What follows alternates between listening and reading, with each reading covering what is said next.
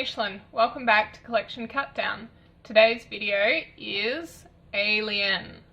Absolute classic of the sci-fi genre, and also the kick-ass leading lady genre, which, as you know, is one of my favourites. Despite the fact that I love Ellen Ripley, the heroine of these movies, played by Sigourney Weaver, and I love Ridley Scott as a director, he's done some of my favourite films, I have actually only seen this movie the once. But that doesn't mean I don't remember it well, because it is one of those classic films that is constantly referenced, though I think personally I quote number 2 more. I think the sci-fi genre lends itself very well to horror, and this is a blend of the two for sure. It is set on a spaceship and it does have aliens in it, but the whole vibe of it is definitely more horror because it's that creeping sensation. You don't even get to see the alien much from memory, so it is one of those successful blends of genres, and I think that's one of the reasons it's become such an enduring classic. Also the fact that Ellen Ripley is a badass and amazing, and who wouldn't want to watch her because she's great. I don't think Alien needs much more of an introduction, does it? Because we all know it's amazing, right? But I'm going to dive in and see this again. I'm excited to see it for a second time because it has been quite some time since I've seen it, and I will see you all on the other side. So despite the fact that it says director's cut here, I actually watched the theatrical cut because the internet says that's the best one.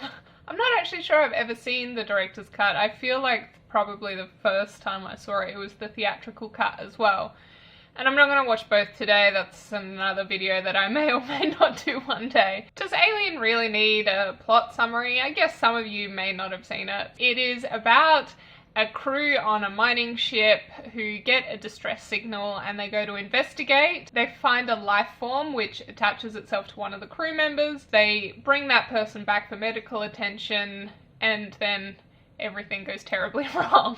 This really is a great film, and it's a classic for a reason. It has good characters, the plot is small and contained, which I know I've said before that I really like, but it also has great sets, great cinematography. Like, the craft of this film is amazing, and I think that that is why it just holds up beautifully 40 years later. I think the only thing that really does look a little bit old-fashioned is the computer displays. Other than that, everything still looks incredible today, particularly the design of the spaceships.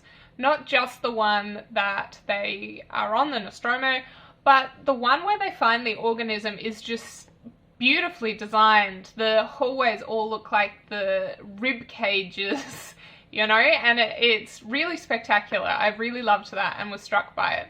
And that's a nice thing about watching a great film like this again, where you just keep noticing little details that may not have stuck out to you before. I think watching the theatrical cut was a fine choice. They only have 5 minutes difference of footage apparently, but I think in later releases probably there's a few scenes where the sound design is kind of a bit off, and I think that's probably something that would have been corrected in a remastered edition. So maybe one day I'll see a Blu-ray or the director's cut and those things will be fixed. But other than that, this really is just so good still, and you don't notice that it's 40 years old. So obviously I love Ripley. She is by far my favourite character. She's such an icon, particularly for women, I think. She's right up there with Sarah Connor as some of my favourite heroines in film. So it was interesting for me. I was really struck by how this movie would have appeared to somebody watching it in the cinema for the first time without the cultural context around it of Ripley being such a heroine. So what I mean is that as I was watching it, Ripley really is not a main feature of the film for the first quarter of it, maybe even a bit longer, and it's only slowly but surely that she comes to prominence in the film. And it's such an interesting choice. All the other characters got more of an introduction than her. She was kind of quite periphery. And, you know, you think Tom Skerritt's going to be the hero, or even one of the other characters. And it's only as they all start dying off and she becomes more and more prominent in the decisions that they're making, and, you know, you get to know her character more, that you really realise that she's meant to be the heroine of the film.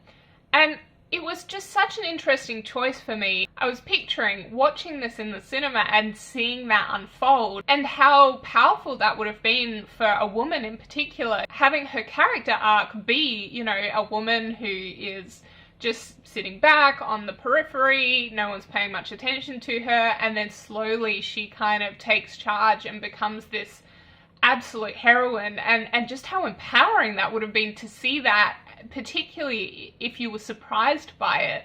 You know, I already knew going into this film that she was going to be amazing, but seeing that unfold would have been something else. I've talked before about movies who haven't quite nailed that character introduction thing, where there's a big group and they're all bantering together and you kind of get a sense of each of their characters in these sort of wide conversations.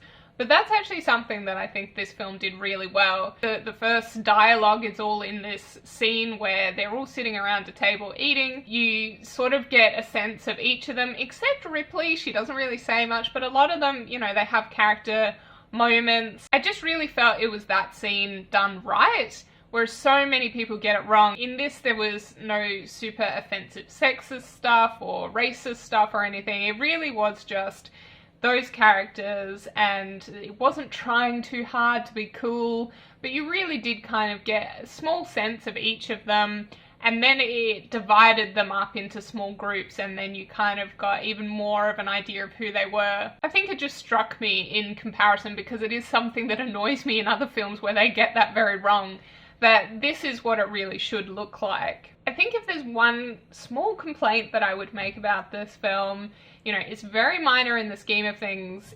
It's not a technical thing like I discussed before, but it's that I would have liked a hint that maybe robots or androids were possible before the reveal of Ash. Sci-fi isn't a homogenous thing. There is not necessarily going to be robots in every single one.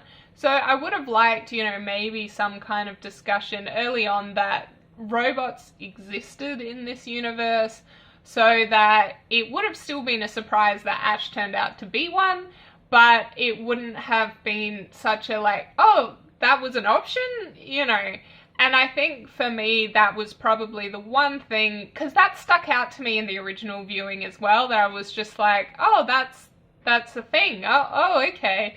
And it just kind of takes me out of the film just a little bit when that reveal happens, because I don't feel like it's necessarily foreshadowed perfectly. It was funny watching this for a second time, because obviously I'm so caught up in Ripley and how much I enjoy her that I actually remember the film being more about her, that the other crew members die off much quicker. But actually a lot of them are there for most of the film.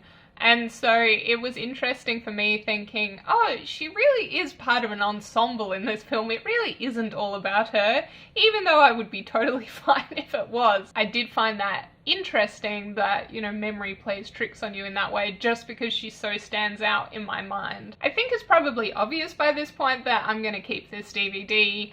I mean, it's a great film. I love it. It has an amazing heroine, which is something that I always adore. And this one is definitely going to stay on my keeper shelf. It should be no surprise which movie is next. Aliens. And this is actually my favourite of the two. It has more of an action movie kind of vibe to it, which obviously I adore, and it has Michael Biehn from Terminator fame, and obviously I like him. So I will be looking forward to watching this one again and discussing it with you all next time. However, for now, it's goodbye and happy watching.